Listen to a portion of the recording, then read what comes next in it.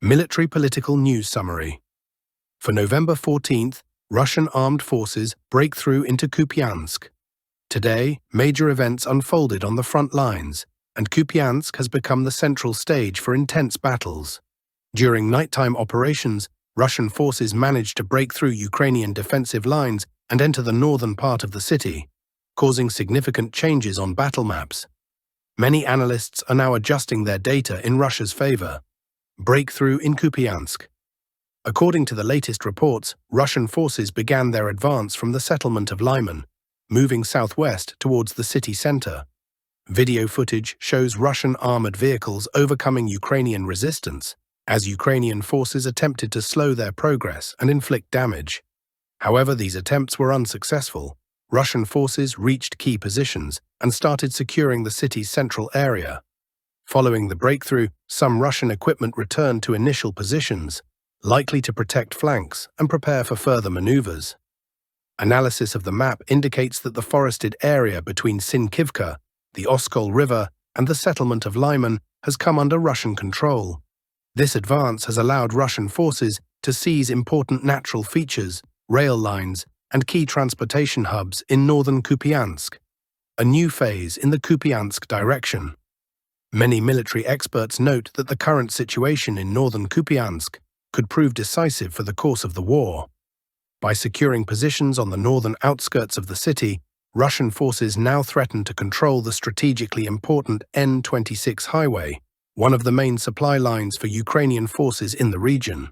This control could cut off Ukrainian units in Petropavlivka from supplies, putting them in an extremely difficult situation.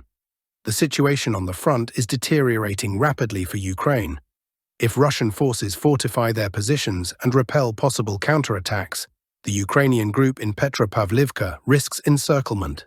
In such a scenario, Ukrainian forces will face two options: to retreat quickly or attempt to break through to their supply lines. Southeastern sector, intensified pressure. Alongside actions in Kupyansk, Russian forces are increasing pressure on Ukrainian positions in the southeastern sector.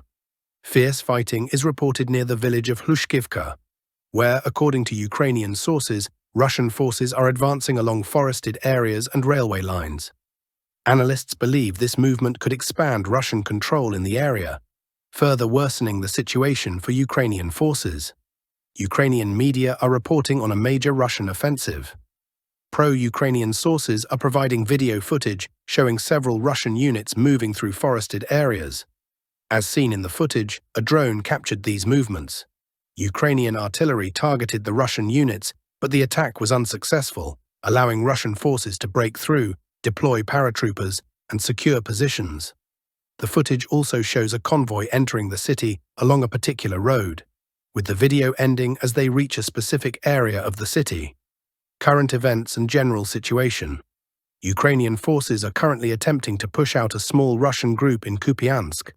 Meanwhile, additional Russian troops are moving to support their positions. Based on the Ukrainian General Staff's statement that the Russian army has launched a large-scale tank attack, significant progress in this direction can be expected.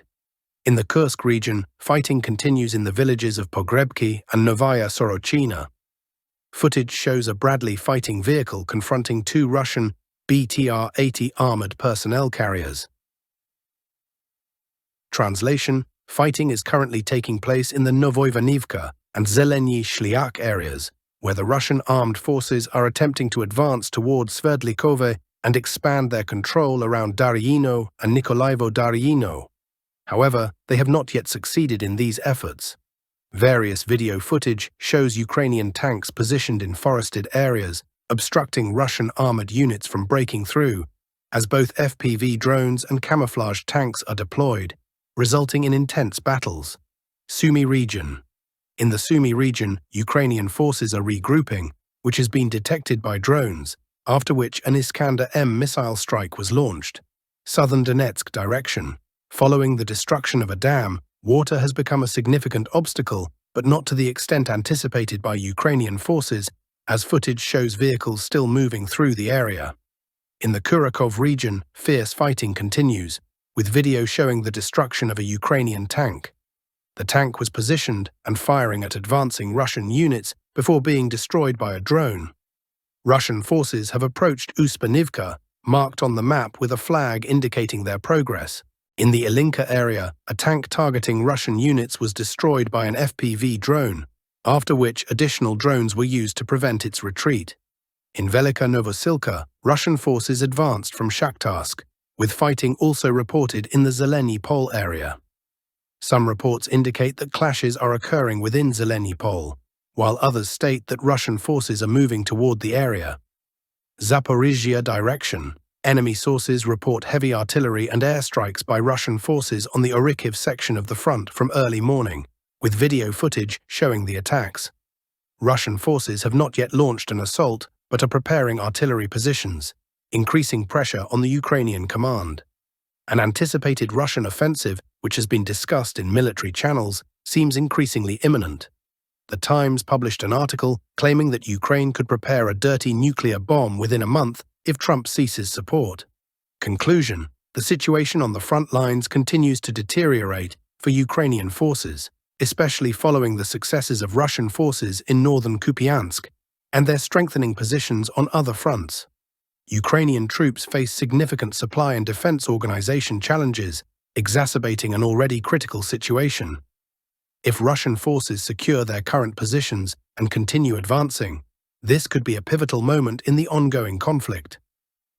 On the Zaporizhzhia front, Ukrainian forces are urgently forming a second defensive line, reinforcing it with reserves in anticipation of a large-scale Russian offensive. In the Kherson direction, Russian drone operators and artillery are targeting enemy positions on the right bank of the Dnipro River.